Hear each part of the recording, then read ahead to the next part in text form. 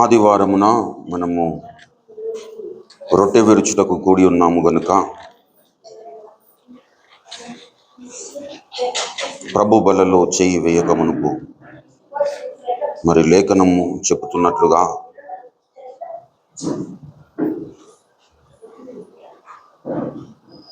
ప్రభు యొక్క శరీరమును ప్రభు యొక్క రక్తమును తిని త్రాగడానికి ముందుగా మనల్ని మనము పరీక్షించుకోవడానికి దేవుని పరిశుద్ధ లేఖన భాగములో నుండి అపోస్తలుడైన పౌలు భక్తుడు రోమా సంఘానికి రాసిన పత్రిక, హల్లెలూయా, రోమా పత్రిక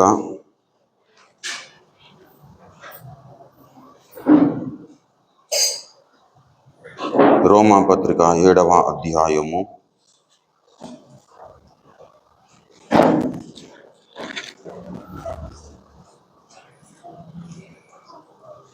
18, 19 వచనాలు, 18, 19, 20 వచనాల వరకు ఉన్న లేఖన భాగాన్ని నేను చదువుతున్నాను. పిల్లరా, చిత్తగించండి. నాయందు అనగా నా శరీరమందు మంచిది ఏదియో నివసింపదని నేను ఎరుగుదును. మేలైనది చేయవలెనను కోరిక నాకు కలుగుచున్నది, గాని దానిని చేయుటకు నాకు కలుగుటలేదు. నేను చేయగోరు మేలును చేయక చేయగోరని కీడును చేయుచున్నాను. నేను కోరని దానిని చేసిన ఎడల దానిని చేయునది నాయందు నివసించు పాపమే గాని ఇకను నేను కాను. చదవబడిన ఈ పరిశుద్ధ లేఖన భాగము ద్వారా దేవుడు మాట్లాడి తన చిత్తమును మన బ్రతుకులో నెరవేర్చును కాక. ఆమేన్. చిన్న మాట ప్రార్థన చేసుకుందాం. ప్రేమ కలిగిన మా ప్రియ పరలోకపు తండ్రి, జీవము కలిగిన మా మిక్కిలి గొప్ప దైవమా, మా ఆరాధ్య దైవమా, మా పోషకుడా, మా సంరక్షకుడా, మా కొండ, మా కోట, మా విమోచకుడా, నీకు వందనాలు, స్తోత్రములు ప్రభువా. గడిచిన దినములన్నీ మా బ్రతుకులలో క్షేమముగా దాటిపోచేసి మరొక నూతన పునరుత్థాన దినమును మా బ్రతుకుల్లో మీరు అనుగ్రహించిన విధానాన్ని బట్టి నీకు వందనాలు, స్తోత్రములు ప్రభువా.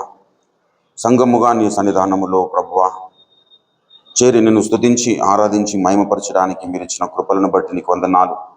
ఈ యొక్క సమయములో చదవబడిన నీ పరిశుద్ధ లేఖన భాగమును బట్టి నీకు వేలాది వందనాలు, కృతజ్ఞతాస్తుతులు, స్తోత్రములు ప్రభువా.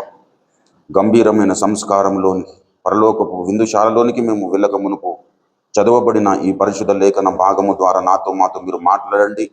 మా బ్రతుకులను మాకు తేటపరచండి. నీకు ఆయాసకరమైన స్థితిలో ఉంటున్న మా బ్రతుకులను నాయనా నీకు వందనాలు, స్తోత్రములు ప్రభువా. నీకు ఇష్టమైన స్థితిలోనికి నాయన మీరే మార్చుకునండి, మమ్మల్ని దర్శించండి. మమ్మల్ని ప్రభువా నాయన నీ వాక్యము చేత నా తండ్రి నాయన ఉదక స్నానము చేయించండి. కన్న తండ్రి నీకు వందనాలు, స్తోత్రములు, స్తుతులు ప్రభువా. నిలబడిన నీ యొక్క దీన సేవకుడు కేవలము వట్టివాడే, నిష్ప్రయోజకుడే ప్రభువా. నీ దాసుని నీ యొక్క శిలువ రక్తముతో బాగుగా కడిగి పరిశుద్ధపరిచి పవిత్రీకరించి శుద్ధునిగా చేసి ప్రభువా నీ దాసుని నోట నీ యొక్క మాటలుంచి నీ చేతి నీడలో కప్పుకొని నీ యొక్క పరిశుద్ధాత్మ అభిషేకము చేత నీ దాసుని అభిషేకించుకొని నాతో మాతో మా అందరితో మీరు తేటగా మాట్లాడండి. కన్న తండ్రి నీకు వందనాలు, స్తోత్రములు ప్రభువా. జీవము కలిగిన మా యేసయ్య నీకు వందనాలు, స్తోత్రములు. జీవము కలిగిన నీ యొక్క వాక్కును పంపి నన్ను మమ్మల్ని అందరినీ ప్రభువా నా తండ్రి మీరు పావనపరచండి. కన్న తండ్రి నీకు వందనాలు, స్తోత్రములు. నిలబడిన నీ ఒక దీన సేవకుని ప్రభువా నాయనా నా తండ్రి నీకు వందనాలు, స్తోత్రములు ప్రభువా. మీరే నీ నోటి బురగ వాడుకునండి. మీరు మాట్లాడే దేవుడవు గనక నీకు వందనాలు, స్తోత్రములు ప్రభువా. మీరు మాట్లాడుచుంటుండగా వినుబుద్ధి, వినగల చెవి, గ్రహించే మంచి మనస్సును, లోబడగలిగిన జీవితంలో అందరికీ అనుగ్రహించమని యేసు పరిశుద్ధ నామంలో ప్రార్థిస్తున్నాను తండ్రి. ఆమేన్, ఆమేన్. దేవునికి స్తోత్రం. హల్లెలూయా, హల్లెలూయా. ప్రభు నందు నాకు అత్యంత ప్రియులారా, చేరవచ్చిన మీ అందరికీ ప్రభు యేసుక్రీస్తు వారి శుభనామమున వందనాలు, శుభాలు, దైవాశీస్సులు తెలియజేస్తా ఉన్నాను. చదవబడిన ఈ పరిశుద్ధ లేఖన భాగములో అపోస్తలుడైన పౌలు భక్తుడు మరి తనను గురించి ఒక సాక్ష్యము ఇక్కడ తెలియపరుస్తూ ఉన్నాడు. రక్షణ పొందిన ప్రతి విశ్వాసి జీవితములో తాను వ్యక్తిగతంగా ఒక సంఘర్షణ కలిగి ఉంటాడు. వ్యక్తిగతంగా ఒక ఆందోళన అనుభవిస్తూ తన జీవిత యాత్రను కొనసాగించుకుంటూ ఉంటాడు. ఏంటి ఆ విషయము అని గమనించినట్లయితే, మేలైనది చేయవలనను కోరిక నాకు కలుగుచున్నది గాని అంటున్నాడు. మేలైన దానిని చేయాలన్న కోరిక నాకు కలుగుచున్నది కానీ నేను దానిని చేయుటకు నాకు కలుగుటలేదు అంటున్నాడు. రక్షణ పొందిన మనమందరము విమోచింపబడిన వారము. విమోచింపబడిన వారం అంటే మనము శరీర రూపకముగా విమోచింపబడలేదు, ఆత్మీయంగా మనము విమోచింపబడ్డాం.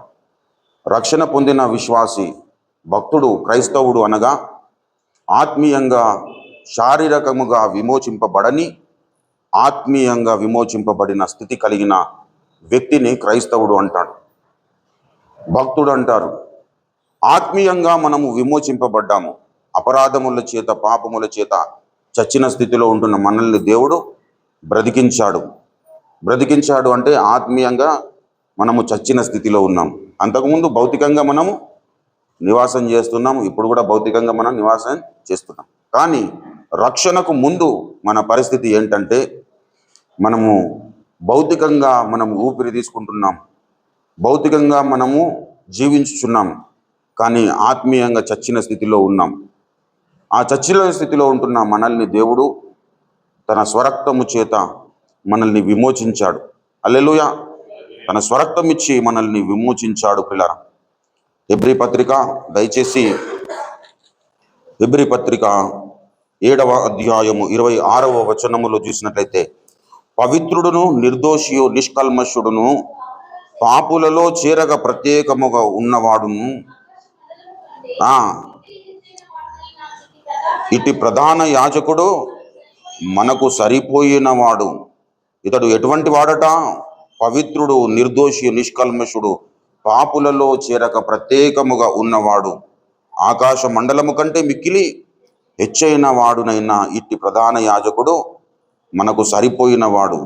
ఈ సరిపోయిన వాడు మన విషయములో ఏం చేశారంటే, అపరాధముల చేత, పాపముల చేత చచ్చిన స్థితిలో ఉంటున్న మనల్ని దేవునికి సమీపస్తులనుగా చేశాడు. ఎలా చేశాడు అంటే, ఆయన సిలువ రక్తము చేత సంధి చేశాడు. కొలస్సీ పత్రిక, దయచేసి కొలస్సీ పత్రిక 1వ అధ్యాయము 19-20 వచనాలు. ఆయన యందు సర్వ సంపూర్ణత నివసింపవలననియో ఆయన సిలువ రక్తము చేత సంధి చేసి, ఆయన ద్వారా సమస్తమును, అవి భూలోకమందున్నవైనను పరలోకమందున్నవైనను, వాటినన్నింటినీ ఆయన ద్వారా తనతో సమాధాన పరుచుకొనవలెనని. ఇప్పుడు తనతో సమాధాన పరుచుకోవడానికి ఏమి ఉపయోగపడ్డదంటే సిలువ రక్తము. పిల్ల, మన ప్రధాన యాజకుడు మన అందరికీ సరిపోయిన వాడు అన్నాడు హెబ్రీ పత్రిక 7వ అధ్యాయంలో. ఆ సరిపోయిన వాడు మన జీవితంలో ఏం చేశాడు అంటే, గొప్ప మేలు జరిగించాడు. మొట్టమొదటిగా ఏంటిది అంటే, దేవునితో సమాధానపరిచాడు. హల్లెలూయా. మన జీవితంలో దేవుడు లేని పరజనులుగా ఉంటున్న మనల్ని దేవుడు కలిగిన జనులుగా మనల్ని చేశాడు. ఎఫెసీ పత్రికలో మనం చూస్తాం ఈ మాట. మునుపు మనము దూరస్తులము ప్రియులారా. దయచేసి ఎఫెసీ పత్రిక 2వ అధ్యాయము, దయచేసి 13వ వచనము. అయినను మునుపు దూరస్తులమైన మనము క్రీస్తు రక్తము చేత ఆయనకు సమీపస్తులమయ్యాము. హల్లెలూయా. ఎలా సమీపస్తులమయ్యాము? క్రీస్తు రక్తము వలన మనము సమీపస్తులమయ్యాం. క్రీస్తు రక్తము వలన సమీపస్తులమైన మనము, దేవునితో సమీపస్తులమైన మనము, మన జీవితంలో ఒక సంఘర్షణ నిరంతరము సాగుతూ ఉంటుంది. మేలైనది చేయవలెనన్న కోరిక మనకు ఉంటుంది, కానీ దానిని చేయడానికి మనకు శక్తి జాలదు. ఎందుకు అంటే, శరీరం ఇంకా విమోచింపబడలేదు కనుక, దేహము విమోచింపబడలేదు కనుక మనము చేయాలనుకుంటాం మేలైనది, కానీ అది మన వలన కాలేని పరిస్థితి మన జీవితంలో ఉంటుంది. ఎందుకు అంటే, మన శరీరం ఇంకా విమోచింపబడలేదు కనుక. అందుకే ప్రతి భక్తుడు నిరంతరము ప్రయాసపడాలి, నిరంతరము సాధన చేస్తూ ఉండాలి. ఒకవేళ శరీరము విమోచింపబడ్డదనుకో, మేలైనది చేయవలనన్న కోరిక ఉంది, అలాగున నేను చేస్తున్నానని చెప్పుకోగలుగుతాం. ఎందుకంటే ఆత్మ విమోచింపబడింది, శరీరము విమోచింపబడింది కనుక మనము ఏదైతే చేయాలన్న కోరిక మనకు ఉంటుందో అది మనం తప్పకుండా చేయగలుగుతాం. ఇప్పుడు శరీరము విమోచింపబడలేదు కనుక ఈ దేహంలో ఉన్నంత కాలము మన జీవితంలో వ్యక్తిగతంగా ఒక సంఘర్షణ జరుగుతూనే ఉంటుంది, ఒక ఫైటింగ్ జరుగుతూనే ఉంటుంది. ఆత్మనేమో శరీరము ఆత్మకు విరోధముగా పోరాటము చేస్తూ ఉంటుంది పిల్లలు. ఈ పోరాటము నిరంతరము సాగుతూనే ఉంటుంది. ఈ క్రమంలో మనము చాలాసార్లు దేవునికి దూరముగా వెళ్ళిపోయే పరిస్థితులు కూడా ఏర్పడతాయి. దేహంలో ఉన్నాము కాబట్టి శరీరము ఆత్మకు విరోధముగా ఫైట్ చేస్తుంది. కాబట్టి చాలాసార్లు భక్తులు అనబడిన వాళ్ళు కూడా చాలాసార్లు దేవునికి దూరముగా ఉన్నారు. హల్లెలూయా. మరి 119వ సంకీర్తనలో చివరి వచనములో మనం చూసినట్లయితే భక్త దావీదుడు ఇలాగు సెలవిస్తున్నాడు, తప్పిపోయిన గొర్రె వలె నేను త్రోవ విడిచి తిరిగి తిని నీ సేవకుని వెతికి పట్టుకొనుము. ఎందుకనగా నేను నీ ఆజ్ఞలను మరచువాడను కాను, కానీ తప్పిపోయిన గొర్రె వలె నేను త్రోవ విడిచి ప్రభునందు ప్రియులారా, రెండు పరిస్థితులు అక్కడ మనం గమనిస్తూ ఉంటున్నాం ప్రియులారా. ఏంటి అంటే తప్పిపోయిన గొర్రె వలె నేను త్రోవ విడిచాననేది ఇది వాస్తవము. అదేవిధంగా నేను నీ ఆజ్ఞలను మరచువాడను కాను అంటున్నాను ప్రభునందు ప్రియులారా. అంటే తప్పిపోయిన గొర్రె వలె త్రోవ విడిచిన పరిస్థితి శారీరకంగా మనలో దావీదు భక్తుల్లో కనబడుతుంది. కానీ తన ఆత్మీయ స్థితిలో మాత్రము నేను నీ ఆజ్ఞలను మరచివాడను కాను, నీ సేవకుడని అంటున్నాడు. నీ సేవకుడనంటే నీ దాసుని, నీ ప్రతినిధిని. ప్రభునందు ప్రియమైన దేవుని బిడ్డలారా, దేవుని యొక్క స్వరూపంలోనికి మనము మార్చబడాలి అంటే మనము చాలాసార్లు మన దైనందిన జీవితంలో దేవునికి దూరం అయినటువంటి పరిస్థితి మన జీవితం తప్పకుండా సంభవిస్తుంది.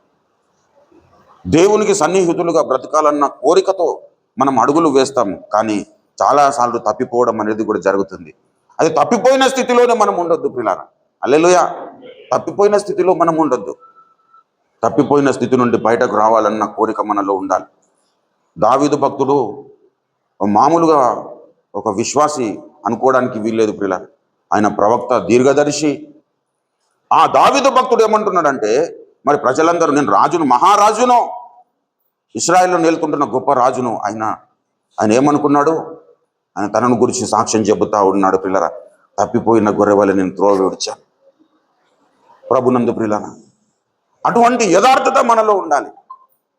ఎప్పుడైతే యథార్థంగా మనము దేవుని సన్నిధానములో దావీదు భక్తుని వలె పరిశుద్ధత గురించి, పరిశుద్ధత విషయమై మనము దుఃఖాక్రాంతులం అవుతామో అప్పుడు దేవుడు మనల్ని యాక్సెప్ట్ చేస్తాడు పిల్లరా. దేవుడు మనల్ని విడిచిపెట్టాడు. తప్పిపోయిన గొర్రె వలె నువ్వు ఉన్నా కానీ నిన్ను వెతికి రక్షించడానికి దేవుడు నీ దగ్గరికి వస్తాడు. నీలో కనబడాల్సింది యథార్థత. హల్లెలూయా. నువ్వు యథార్థంగా ఒప్పుకోగలగాలి. అందుకే మరి యోహాను భక్తుడు ఏం రాస్తాడు? మొదటి అధ్యాయంలో మన పాపములను మనము ఒప్పుకొనిన ఎడల అంటున్నాడు. అంటే ఒప్పుకొనిన ఎడల, మన పాపములను మనం ఒప్పుకోవడానికి మనము ఇష్టపడం ప్రియులారా. చాలా వరకు మానవులముగా మనము ఇతరుల పాపాలను ఎక్కువగా మనం చూస్తూ ఉంటాం, కానీ మన పాపములు మనం చూసుకున్నాం. కానీ భక్తులైన వారు తమ జీవితంలో తాము తొంగి చూసుకున్నారు. ఇప్పుడు పౌలు భక్తుడు ఎటువంటి వాడు? అపోస్తలుడుగా పిలువబడిన వాడు, అభిషక్తుడు, సార్వత్రిక క్రీస్తు సంఘానికి దేవుడు మాదిరి పురుషునిగా దేవుడు నియమించాడు. హితబోధకు పౌలు భక్తుడు ఏ మాటలు చెప్పినాడు అదే కొలబద్ద ప్రియులారా. అటువంటి శ్రేష్ఠ భక్తుడు ఇప్పుడు ఏమంటున్నాడు? మేలైనది చేయవలనన్న నా కోరిక నాలో ఉన్నది, కానీ నేను ఏదైతే చేయాలని కోరుకుంటున్నా అది చేయలేకపోతున్నాను అంటున్నాడు. అది నాలో ఉంటున్న పాప నియమమే చేస్తున్నది, కానీ నేను కాదు అంటాడు. ప్రతి వ్యక్తి జీవితంలో ఈ పాప నియమం ఏం చేస్తుందంటే ఆత్మ నియమమును అణిచివేయడానికి అహర్నిశలు కృషి చేస్తుంది ప్రియులారా. ఈ పరిస్థితుల్లో భక్తుడు ఏం చేయాలంటే ఆ ప్రతి పరిస్థితి నుండి, నెగిటివ్ పరిస్థితి నుండి బయటకు రావడానికి ఇష్టపడదు. బయటకు రావడానికి సర్వదా సన్నద్ధుడై ముందుకు సాగాల్సిన అవసరము ఎవరికైతే ఎవరైతే ఆ సాధన చేస్తారో, ఎవరైతే దాని కొరకు ప్రయాసపడతారో వారు ఒక నక్షత్రముగా మారుతారు పిల్లలు. హల్లెలూయా. వారు ఒక దేవునికి ప్రతినిధిగా మారుతారు, దేవుని ప్రతిబింబముగా మారుతారు. పౌలన్నను గురించి దేవుడే చెప్పాడు, విశ్వసింపబో వారందరికీ మాదిరిగా ఉండులాగున నేను కనికరింపబడితినని పౌలన్న చెప్పినట్టు. ఆ చెప్పిన మాట లేఖనాలలో వ్రాయబడినది. లేఖనాలలోకి వచ్చిన ప్రతి మాట ఎవరు రాయించారు? పరిశుద్ధాత్మ దేవుడే వ్రాయించాడు పిల్లరా. దయచేసి మరి పేతురు రాసిన మొదటి పేతురు పత్రిక, దయచేసి రెండవ పేతురు పత్రిక మొదటి అధ్యాయము దయచేసి 20వ వచనము చూడండి. ఒకడు తన ఊహను బట్టి చెప్పుట వలన లేఖనములలో ఏ ప్రవచనమైననో పుట్టదని మొదటగా గ్రహించుకున్న వలెనో, ఏలైనగా ప్రవచనము ఎప్పుడూనూ మనుషుని ఇచ్చను బట్టి కలుగలేదు కానీ మనుషులు పరిశుద్ధాత్మ వలన ప్రేరేపింపబడిన వారై దేవుని మూలముగా పలికిరి. దేవుని నామానికి స్తుతి కలుగును గాక. హల్లెలూయా. ఇప్పుడు పౌలన్న పలుకుతున్న మాట దేవుని మూలముగా ఎలా పలికాడు? పరిశుద్ధాత్మ పూర్ణులై. హల్లెలూయా. పరిశుద్ధాత్మ పూర్ణుడై తనను గురించి సాక్ష్యం ఇస్తా ఉన్నాడు. నేను విశ్వసింపబో వారందరికీ మాదిరిగా ఉండులాగున నేను కనికరింపబడి తిని అన్నాడు. ఈ కనికరింపబడిన పౌలు భక్తుడు తన జీవితంలో ఒక సంఘర్షణను మనకు చూపిస్తా ఉన్నాడు. నా జీవితంలో ఒక సంఘర్షణ ఇలా ఉన్నదంటే పౌలు భక్తుడు మనందరికీ మాదిరి పురుషుడు. ఈ మాదిరి పురుషుల్లో ఎటువంటి సంఘర్షణ ఉందంటే మనలో కూడా ఆ సంఘర్షణ ఉంటుంది. ఆ సంఘర్షణ మనము ఈ లోకంలో ఉన్నంత కాలం ఉంటుంది పిల్ల. మన శరీరము దుష్టత్వమునకు ఎప్పుడెప్పుడు దుష్టత్వమును సంపాదించుకోవాలని ఆతురత పడుతుంది. మనమేం చేయాలి? ప్రభునకు అప్పగించుకుంటూ ఉండాలి. దయచేసి తిమోతికి రాసిన 2వ పత్రికలో అపోస్తులైన పౌలు భక్తుడు తన ఆవసన కాలములో ఈ మాటలు పలుకుతా ఉన్నాడు. నేను వెడలిపోవు కాలము సమీపమై ఉన్నది. నేను వెడలిపోవు కాలము సమీపముగా ఉన్నది.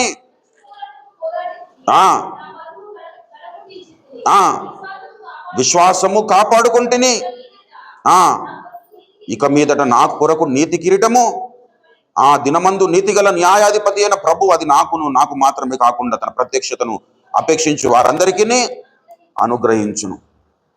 ఇది పౌలన్న సాక్ష్యము. ఈ మాటలు చెప్పిన తర్వాత ఇప్పుడు ఎక్కడున్నాడు? చెరసాలలో ఈ పత్రిక రాస్తా ఉన్నాడు. తన నిజ కుమారుడైన తిమోతికి, తన ఆత్మీయ కుమారుడైన తిమోతికి ఈ పత్రికను రాస్తూ చెరసాలలో ఉన్నాడు, వృద్ధాప్యంలో ఉన్నాడు. నేను వెడలిపో కాలము సమీపముగా ఉన్నదని చెబుతూనే ఇంకా నా కొరకు నీతి కిరీటం ఉంచబడి ఉన్నది. నేను మంచి పోరాటం పోరాడాను, నా విశ్వాసమును కాపాడుకున్నాను. ఇంకా కొన్ని గంటలలో, కొన్ని గడియలలో, కొన్ని రోజుల్లో నేను చనిపోబోతున్నాను అని చెప్పి వృద్ధాప్యం అందుతున్న పౌలు భక్తుడు మరలా ఇంకొక మాట చెబుతున్నాడు 18వ వచనములో, ప్రభువు ప్రతి దుష్కార్యము నుండి నన్ను తప్పించి తన పరలోక రాజ్యము చేరునట్లు నన్ను రక్షించు. ప్రభునందు ప్రియులరా, ప్రభువు ప్రతి దుష్కార్యము నుండి. ఇప్పుడు వృద్ధాప్యములో ఉన్నాడు, చెరసాలలో ఉన్నాడు, 4 గోడల మధ్య ఆయన పాపం ఏం చేస్తాడు? దుష్టుడైన అపవాది ఏ విధంగానైనా ప్రేరేపించగలుగుతాడు ప్రియులరా. గలతీ సంఘస్థులను గురించి అపోస్తలుడైన పౌలు భక్తుడు సాక్ష్యం ఇస్తాడు. మీరు బాగుగా పరిగెత్తుచుంటిరి. విశ్వాసమందు వారు ఎలా పరిగెత్తారట? క్రమముగా, బాగుగా, ఉన్నతంగా పరిగెత్తిన వారు ఏం చేసినారు? సత్యమునకు విధేయులు కాకుండా అడ్డగింపబడ్డారు. ప్రభునందు ప్రియులరా, ఈ ప్రేరేపణ మిమ్మును పిలుచుచున్న వాని వలన కలుగలేదు అంటాడు. కాబట్టి నిరంతరము ఈ సంఘర్షణ మనలో ఉన్నప్పటికీ మనము దేవునితో ఎప్పుడైతే అటాచ్ అవుతామో అప్పుడు ఈ సంఘర్షణలో మనకు ఒక మేలు జరుగుతుంది. మనం ఆత్మీయంగా బలపడతాము. దేవునికి అటాచ్ అయి ఉన్నప్పుడు ఆత్మీయంగా మనము బలహీనులమవుతాం. దేవునితో అటాచ్మెంట్ తక్కువగా ఉన్నప్పుడు. రక్షణ పొందిన ప్రతి విశ్వాసి ఏదో ఒక రకంగా దేవునితో అటాచ్ అయి ఉంటాడు. వారంకి ఒక రోజన్నా, లేదంటే నెలకు ఒక రోజన్నా, ఏదో టైంలో తప్పకుండా దేవునికి అటాచ్ అయి ఉంటాడు. కానీ అన్యోన్యత కలిగిన స్థితిలో, అంటి వెంబడించబడిన స్థితిలో ఎవరైతే దేవుణ్ణి కలిగి ఉంటారో వారి జీవితంలో దేవుడు చేసే మేలులు ఏంటంటే ఆత్మీయ స్థితిని మెరుగుపరుస్తూ ఉంటాడు. మనము ఆత్మానుసారముగా జీవించు వారముగా మనం ఈ లోకములో ఉండాలి పిల్ల. అంటే మన ఆత్మ శరీరం మీద డామినేట్ చేయాలి. శరీరము మన ఆత్మ మీద డామినేట్ చేస్తే మనము దుష్టునికి పొత్తులుగా తొత్తులుగా మారిపోతాం. ఆత్మ మన శరీరం మీద డామినేట్ చేస్తే మనము దేవునికి సొత్తైన జనముగా మారిపోతాం. ఈ సంఘర్షణ మనలో ఉంటుంది. ఎవరి మీద ఆధారపడాలి, ఎవరిని అంటి వెంబడించాలి, ఎవరితో అన్యోన్యత కలిగి ఉండాలి అనే సంఘర్షణ మనలో ఉంటుంది. మన శరీరం ఏమంటుంది? లోకాన్ని అనుసరించి నడుచుకోమంటుంది. మన ఆత్మ ఏమంటుందంటే దేవుని మీద ఆధారపడి ఉంటుంది. చాలాసార్లు భక్తులైన వారి జీవితాల్లో కూడా ఈ సంఘర్షణలో చాలాసార్లు కొంతమంది ఫెయిల్ అయ్యారు. ప్రభునందు ప్రియులారా, దేమా ఇహలోకమును స్నేహించి నన్ను విడిచి తెస్సలోనికకు వెళ్ళిపోయానన్నాడు. అదే 2వ తిమోతి పత్రిక దయచేసి 4వ అధ్యాయము 9-10 వచనాల్లో చూసినట్టయితే, నా యొద్దకు త్వరగా వచ్చుటకు ప్రయత్నము చేయము, దేమా ఇహలోకమును స్నేహించి నన్ను విడిచి తెస్సలోనికకు వెళ్ళాను. పౌలన్నను విడిచిపెట్టాడంటే ఎవరిని విడిచిపెట్టాడని అర్థం? దేవుణ్ణే విడిచిపెట్టాడని అర్థం. ప్రియ, పౌలన్నను విడిచి ఎవరిని హత్తుకున్నాడట? ఇహలోకమును. హల్లెలూయా. ఇహలోకం అంటే ఈ లోకమును హత్తుకున్నాడు. పౌలన్నను విడవడానికి గల కారణం ఏంటి? ఈ లోకమును స్నేహించాడు. ప్రభునందు ప్రియులారా, ఇస్కరియోతు యూదా 12 అపొస్తలుల్లో ఎంచబడిన వాడు. ప్రభునందు ప్రియులారా, లోక ధనమునకు మరి విధేయుడైపోయాడు, దేవుణ్ణి విడిచిపెట్టాడు. కాబట్టి విడిచిపెట్టుట అనేది మన జీవితంలో తప్పకుండా దుష్టుడైన అపవాది నెలకొల్పాలని ప్రయత్నం చేస్తాడు. ఆ ప్రయత్నము భక్తులైన వారి జీవితంలో కూడా కలిగింది.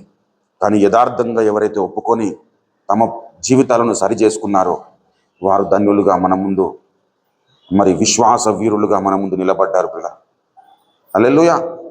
దావీదు భక్తుడు అంటున్నాడు, తప్పిపోయిన గొర్రె వలె నేను త్రోవ విడిచాను. అంటే తప్పిపోయిన గొర్రె వలె నేను త్రోవ విడిచాను, నన్ను వెతికి పట్టుకున్నాం అంటున్నాడంటే వెతకాల్సినంత డీప్గా ఆయన తప్పిపోయినాడు. ఇప్పుడు తప్పిపోయినాను అంటే కళ్ళ ముందరే కనిపిస్తున్నాను అనుకో, నన్ను వెతికి పెట్టుకొని మనం అనాల్సిన అవసరం ఉండదు. నన్ను వెతుకుమంటున్నాడంటే వెతకాల్సినంత డీప్గా ఆయన తప్పిపోయిన పరిస్థితి మనం చూస్తాం. నన్ను వెతుకు ప్రభువా అని తన్ను తాను దేవునికి అప్పగించుకుంటున్నాడు. అటువంటి యథార్థత మనలో ఉండాలి. అందుకే మరి సొలొమోను, దావీదు కుమారుడు సొలొమోను మరి తన సామెతలు రాస్తూ ఏమంటాడు? అతిక్రమము దాచిపెట్టువాడు వర్ధిల్లడు, వాటిని ఒప్పుకొని విడిచిపెట్టువాడు కనికరము పొందునన్నాడు.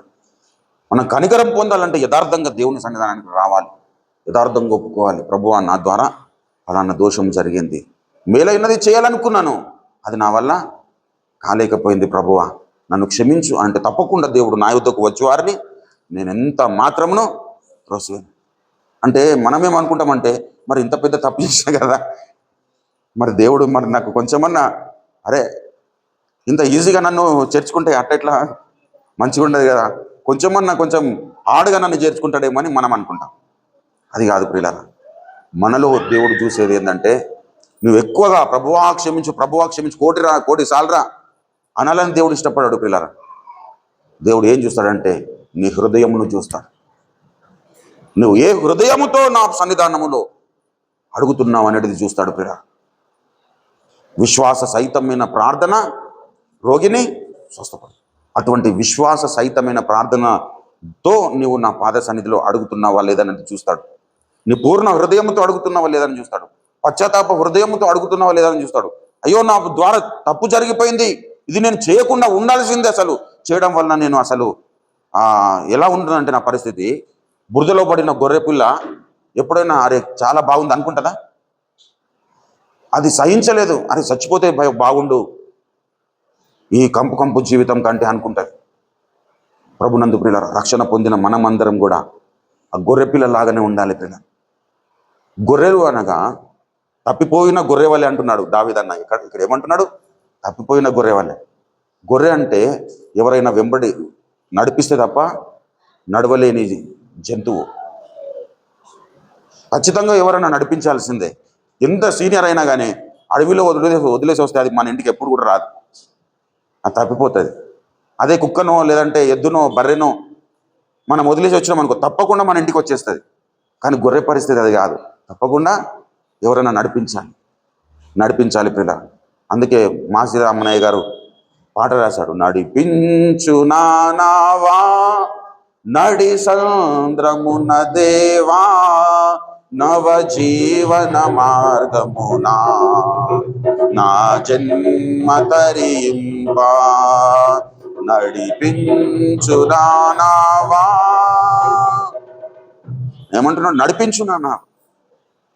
నడి సంద్రము నదే. ఈ లోకం అనే సముద్రము, లోకము సముద్రం లాంటిది.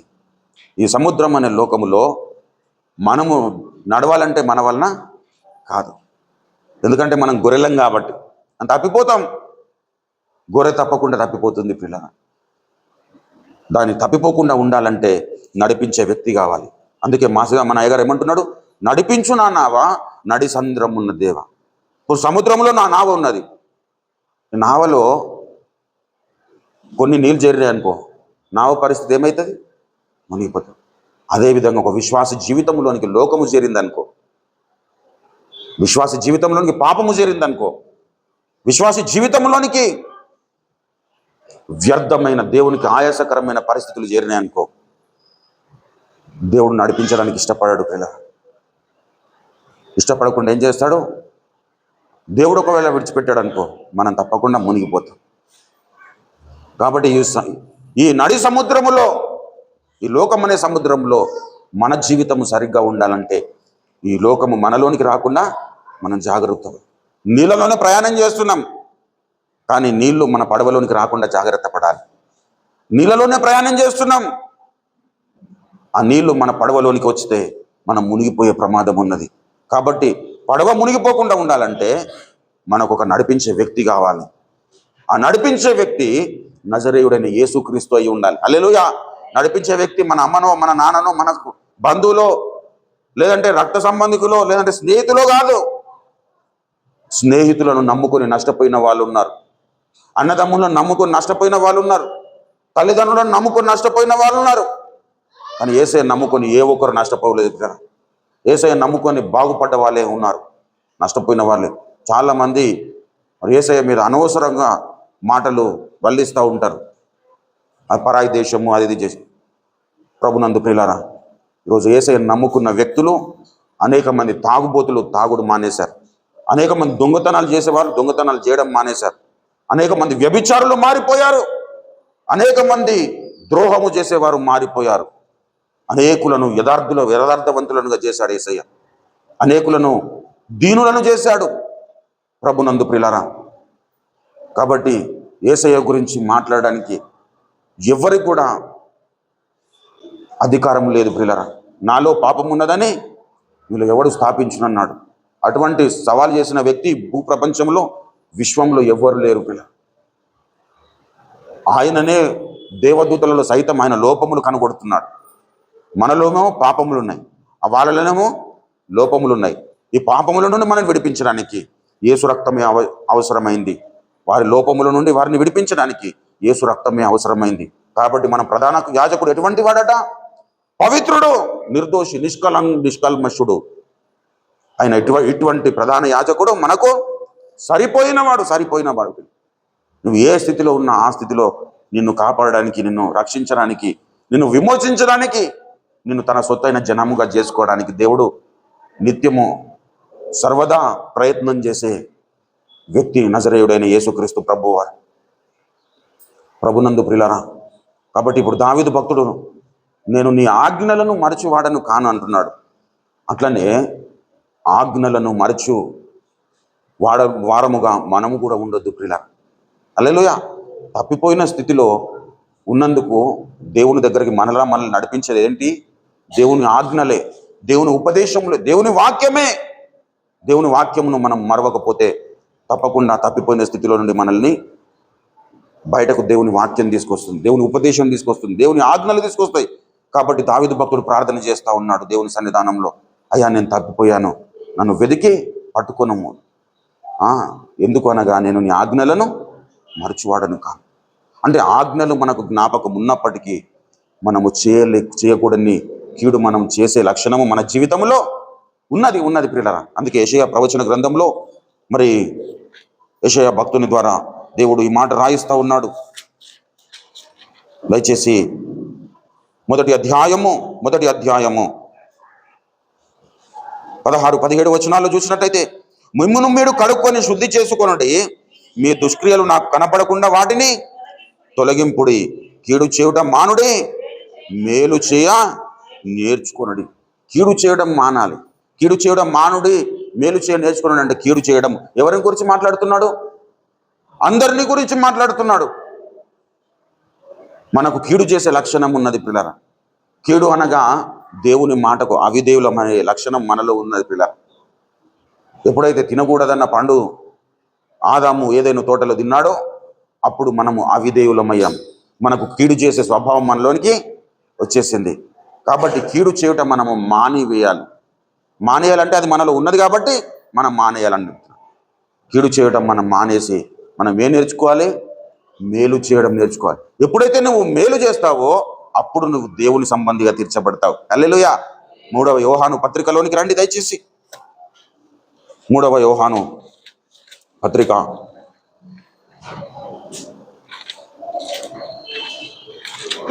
దయచేసి 11వ వచనము చూడండి. ప్రియుడా, చెడు కార్యములను కాక మంచి కార్యములను అనుసరించి నడుచుకున్నాము. మేలు చేయువాడు దేవుని సంబంధి, మేలు చేయువాడు దేవుని సంబంధి, కీడు చేయువాడు దేవుని చూచిన వాడు కాడు అంటున్నాడు. కాబట్టి ఇప్పుడు మనము మేలు చేస్తే మనము దేవుని సంబంధులముగా తీర్చబడు. మొట్టమొదటిగా మన వ్యక్తిగత జీవితంలో మేలు చేసుకోవాలి. మన వ్యక్తిగత జీవితంలో మేలు జరగాలి అంటే యథార్థవంతులము కావాలి. దేవుని ఎదుటికి వచ్చినప్పుడు హల్లెలూయా, యథార్థవంతులం కావాలి. దేవుడు మన యథార్థతను చూస్తాడు. నేను ఏం పాపం చేయలేదంటే అక్కడనే మనకు దేవుడితో వైరం ఏర్పడుతుంది ప్రియులారా. ఇర్మియా ప్రవచన గ్రంథము దయచేసి 2వ అధ్యాయంలోనికి రండి. ఇర్మియా ప్రవచన గ్రంథము 2వ అధ్యాయము 35వ వచనంలో చూసినట్లయితే, అయినను నీవు 34 నుంచి చదువుదాం. మరియు నిర్దోషులైన దీనుల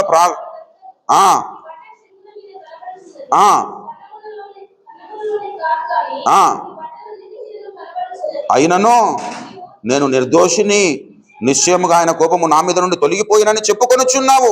ఇదిగో పాపము చేయలేదని నీవు చెప్పిన దానిని బట్టి నీతో నాకు వ్యాజ్యము, దేవునితో వ్యాజ్యం కలిగిందని. దేని గురించి? పాపము చేసి కూడా నేను పాపం చేయలేదని అని చెప్పుకుంటావు చూడు, అప్పుడు దేవునితో మనకు వ్యాజ్యం ఏర్పడుతుంది. ప్రభునందు ప్రియమైన దేవుని బిడ్డలు, అందుకోడానికి భక్తుడు ఏం చేశాడు? దావీదు భక్తుడు నీకు ఆయాసకరమైన జాగ్రత్త వహించాడు ప్రియరా. ఇంకా నేను ఒప్పుకోవాల్సింది ఒప్పుకున్నా ప్రభువా, ఇంకా నీకు ఆయాసకరమైన ఎందుకు? వ్యాజ్యం కలగకుండా ఉండడానికి. నేను ఇంకా పాపం చేయలేదని చెప్పుకుంటే దేవునితో వ్యాజ్యం ఏర్పడుతుంది. అందుకే దేవుని చేతిలో పడుట, జీవము గల దేవుని చేతిలో పడుట బహు భయంకరము ప్రియ. కాబట్టి మనల్ని మనం ఏం చేసుకోవాలి? యథార్థంగా దేవుని సన్నిధానానికి వచ్చినప్పుడు మన బ్రతుకులను మనం పరిశీలన చేసుకున్నాం. మన పాపములను మనము ఒప్పుకోవాలి. ఇతరుల పాపములను మన కళ్ళ ముందుకు తెచ్చుకోవద్దు. మన దోషములు ఏంటి, మన అవిధేయత ఏంటి, మనలో ఉంటున్న దుష్టత్వం ఏంటి, దుర్మార్గత ఏంటి, మనలో ఉంటున్న దేవునికి ఆయాసము కలిగించే పరిస్థితులు ఏంటి, మనలో ఉంటున్న మూర్ఖత్వం ఏంటి, మనలో ఉంటున్న దుర్వాసన ఏంటి అన్నది మనం చూసుకొని ఎప్పుడైతే యథార్థంగా దేవుని సన్నిధిలో ఒప్పుకుంటామో, ఇప్పుడు పాపము చేసి పాపం చేయలేదంటే వ్యాజ్యం కలుగుతుంది అన్నాడు కదా. పాపము చేసిన తర్వాత ఒప్పుకుంటే దేవునితో అనుబంధము కలుగుతుంది ప్రియ. ఒప్పుకొని విడిచిపెడితే దేవునితో అనుబంధం కలిగి, ఎందుకంటే ఆయన దేవుడు, మన దేవుడు కనికరిస్తాడు ప్రియ. అతిక్రమము దాచిపెట్టువాడు వర్ధిల్లడు, వాటిని ఒప్పుకొని విడిచిపెట్టువాడు కనికరము పొందునన్నాడు. కాబట్టి మన దేవుడు కనికరమయుడు. ఆయన మనము ఏ విధంగా ఎటువంటి హృదయముతో వస్తున్నాము, ఎటువంటి మనస్సుతో వస్తున్నాము, ఎటువంటి మనస్తత్వముతో వస్తున్నాము అనేది చూస్తాడు. నువ్వు ఎక్కువ సార్లు ప్రభువా క్షమించని నోటి మాటలతో ప్రార్థన చేసి నీ హృదయం ఒకవేళ దుష్టత్వంలో నిండి ఉంటే దేవుడు దాని యొక్క ప్రార్థనను వినడు, యాక్సెప్ట్ చేయడు, దానికి జవాబులు ఇవ్వడు. కాబట్టి దేవుని సన్నిధానానికి మనం వచ్చినప్పుడు మనము మనుషులను మభ్యపెట్టవచ్చు. పై రూపమునకు మనుషులను నేనేం తప్పు చేయలేదన్నట్టు మనం పిక్చర్ ఇవ్వచ్చు, కానీ దేవునికి అలా మనం పిక్చర్ ఇవ్వలేం ప్రియుల. ఆయన హృదయమును పరిశోధించేవాడు, పరీక్షించేవాడు. ఆయనకు మరుగైనది ఏది లేదు. సమస్తము ఆయనకు తేటగా కనబడుచున్నది కనుక ఒక్కసారి మనల్ని మనము పరీక్షించుకోవడానికి మనము దేవునికి అప్పగించుకుందాం. అయ్యా, నాలో ఉంటున్న అవిధేయత, మేలైనదే చేయాలన్న ఆశ ఉన్నది, పరిశుద్ధ జీవితమే జీవించాలనుకుంటున్నాను, పరిశుద్ధమైన మాటలే మాట్లాడాలనుకున్నాను, పరిశుద్ధమైన చూపులే చూడాలనుకున్నాను, పరిశుద్ధమైన ఆలోచనలే ఆలోచించాలనుకున్నాను. కానీ అది నా వల్ల కాలేకపోయింది ప్రభువా. ఎందుకంటే నా శరీరం ఇంకా విమోచింపబడలేదు. నా శరీరమును నలగొట్టుకోలేని కారణాన్ని బట్టి నేను తప్పిపోయాను ప్రభువా. దయతో నన్ను క్షమించండి, నీ రక్తముతో నన్ను కడగండి అని ప్రార్థన చేస్తే నీ ప్రార్థన దేవుడు తప్పకుండా వింటాడు, దానికి తప్పకుండా జవాబునిస్తాడు. కాబట్టి యథార్థంగా దేవుని సన్నిధానంలో మన జీవిత యాత్రను, మన నడిచి వచ్చిన యాత్రను ఒకసారి పరిశీలన చేసుకుంటూ దేవునికి ఆయాసకరంగా ఎక్కడనైనా ప్రవర్తించుంటే, ఎక్కడనైనా మనము నడుచుకుని ఉంటే, ఎక్కడనైనా మనము తప్పటడుగులు వేసి ఉంటే, ఇది శ్రేష్టమైన సమయం, ఇది అనుకూలమైన సమయము, దేవునితో సమాధాన పడే సమయం. ఇంతకంటే శ్రేష్టమైన సమయం మన జీవితంలో మరలా వస్తుందో రాదో మనకు తెలియదు ప్రియులారా. కాబట్టి దేవుని సన్నిధానంలో యథార్థంగా దేవుని పాదాల చెంత మనం చేరి ఆయన పాదాలను పట్టుకుందాం, మనం ఒప్పుకుందాం, మన దోషంలను మనం ఒప్పుకొని విడిచిపెడదాం. అందరం ప్రార్థన చేద్దాం ప్రియులారా. ఎవరికి కూడా మినహాయింపలేదు, ఎవరికి కూడా ఎగ్జంప్షన్ లేదు ప్రియులారా. మనమందరం ఆదాము పిల్లలం. ఏదో ఒక విషయంలో మనం తప్పిపోవడానికి మనం అర్హులం ప్రియులారా. తప్పిపోయిన స్థితి నుండి మనము విడుదల పొందుదాం. శారీరకంగా నువ్వెవరితో ఎటువంటి తప్పు చేయకపోవచ్చు, కానీ నీ మాటల ద్వారా నువ్వు తప్పు చేయొచ్చు, నీ చూపుల ద్వారా తప్పు చేయొచ్చు, నీ ఆలోచన సరళిలో నువ్వు పొరపాటు చేయొచ్చు. కాబట్టి ఒకసారి మనల్ని మనం పరీక్షించుకుందాం, మనల్ని మనము సరి చేసుకుందాం ప్రియులారా.